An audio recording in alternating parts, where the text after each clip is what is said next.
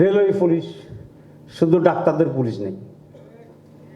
আমি শুধু এই প্রফেশনের জন্য একটা পুলিশ বাহিনী তৈরি করার স্পেশালাইজ দাবি জানাচ্ছি।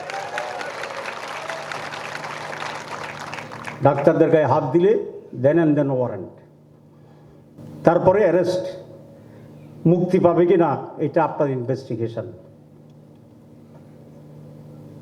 এই প্রফেশনাল লোকদেরকে গায়ে হাত দিয়ে দেবে, সকলে এসে মারবে, এরকম একটা অবস্থা তো হতে পারে না কোনো সভ্য জাতিতে। ডক্টর সুরক্ষা আইন চাই, একমত আপনারা? এখানে আইন তৈরি করতে হবে যা ডাক্তারদের প্রফেশনাল সুরক্ষা, যেটা ডাক্তারদের প্রফেশনাল সুরক্ষার জন্য। আপনি বাড়ি বাড়ি বাইরে যুদ্ধ লাগছেন, এটা আমাদের কনসার্ন না। ডাক্তারদের স্বাস্থ্য মানে প্রফেশনাল, এটা বাংলা কি, ডাক্তারদের পেশাগত সুরক্ষার জন্য প্রয়োজন। চিকিৎসকদের জন্য সবার জন্য পোস্ট গ্রাজুয়েট করার জন্য, পোস্ট গ্রাজুয়েশনে যাওয়ার জন্যে সেখানে এটা কি বলে এখন আপনার যেটা পান টাকা, মানে এখন আমি নিয়ে গিয়ে দেখলাম, চিকিৎসার জন্য গিয়েছিলাম, যে তারা প্রায় 70,000 টাকা পায় ট্রেনিংয়ের সময়। তো বাংলাদেশের 70,000 মানে 1.5 গুণের মতোই, প্রায় নিয়ার অ্যাবাউট 1 লক্ষ টাকা পায় যখন তারা পোস্ট গ্রাজুয়েশন ট্রেনিংয়ে থাকে পড়ালেখার জন্য। আর আমাদের দেশে 20,000 বোধ হয়, না 25,000, 20,000।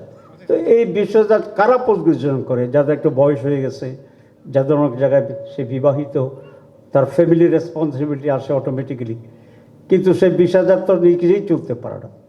আমি মিনিমাম 50,000 টাকা এটা বৃদ্ধি করার জন্য আমি জোর দাবি জানাচ্ছি, সরকারের কাছে দাবি জানাচ্ছি 50,000 করার জন্যে, আর ডাক্তারদের কাছে দাবি জানাচ্ছি শক্ত আন্দোলন করার জন্য। ডাক্তারেরা দীর্ঘ আন্দোলন করতে পারে না, কারণ রোগী বসে থাকে যে। আমরা আন্দোলন 20 বছর করেছি, সফল হয়নি, 15 বছর করেছি, সফল হয়নি। এই আন্দোলন সফল হয়ে গেছে, আল্লাহর বিশেষ অনুগ্রহ।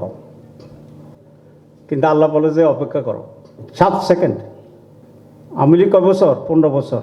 তো 15 বছর দিয়া আপনি 50,000কে ভাগ দেন, তাহলে আমি হিসাব করে দিচ্ছি 15 বছর সমান 7 থেকে 8 সেকেন্ড হয় মাত্র। আমরা চেয়েছিলাম হাসিনার পদত্যাগ, কেয়ারটেকার সরকারের অধীনে নির্বাচন। আল্লাহ বলে যে বেকুবের দল, চাইতেও তো পারো না, তোমরা চাইতেও পদত্যাগ, আমি করি দেবো দেশ ত্যাগ।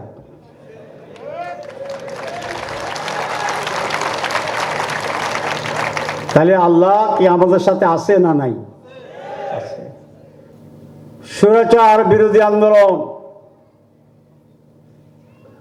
ফ্যাসিবাদ বিরোধী আন্দোলন আর ক্ষমতার পরিবর্তনের আন্দোলন এক নয়। আমরা ক্ষমতার পরিবর্তন আন্দোলন করেছি। ফ্যাসিবাদ আন্দোলন কাহাকে বলে আমাদের দেশের নেতারা পুরা ডেফিনেশন এখনো পড়ে নাই। এটার প্রকৃতি ভিন্ন, এটার টেম্পারামেন্ট ভিন্ন, এটার প্রোগ্রামিং ভিন্ন, এটার বক্তৃতার কণ্ঠের সাউন্ডই ভিন্ন। বলতে হবে হে ঈশ্বরাচার, তাকে আর ঘর থেকে বেরোতে দেব না। আমারটা তো পুরো হয় নাই, নমুনা দেখাইলাম। আমাদের দেশে মিনমিনাইয়া ফেসিবাদ বিরোধী আন্দোলনে বক্তৃতা দেয়, আমি তখনই হাসতাম। হবে না, এ দিয়ে হবে না।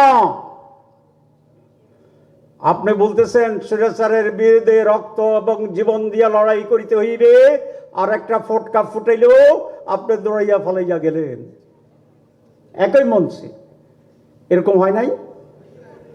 আপনি মন গরম বক্তৃতা দিতেছেন আর ফটকা ফুটছে আসলে পুরা বোমনা।